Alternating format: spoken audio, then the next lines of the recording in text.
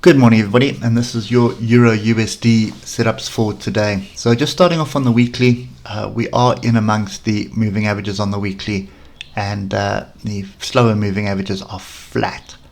So no real direction here on the weekly. We have had a strong move down, decent pullback, and the question is this a second leg down? Oscillators seem to indicate that at the moment, or are we sort of looking for a base, which is right here at 107,253 for another leg up.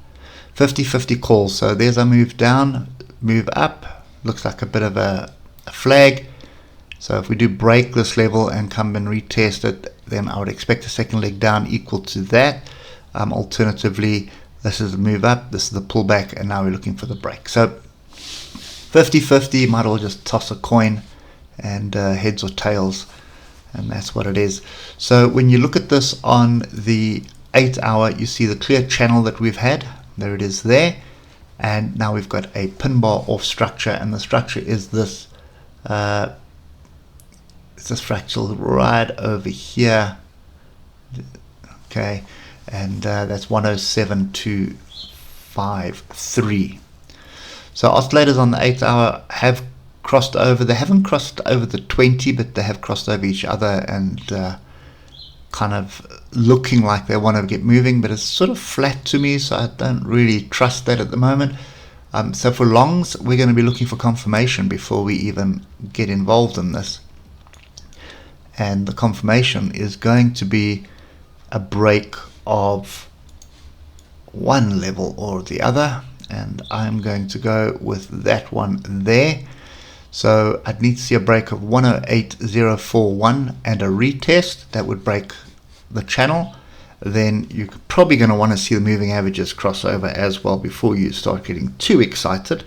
But you can do that on the 50-minute, because that should give you at least a little bit of structure. So you can see how the moving average was so close together. Then non-farm payrolls came out all over the place, and now we're getting close together. You look at the oscillators here, all over the place, no real direction, and this is a separation.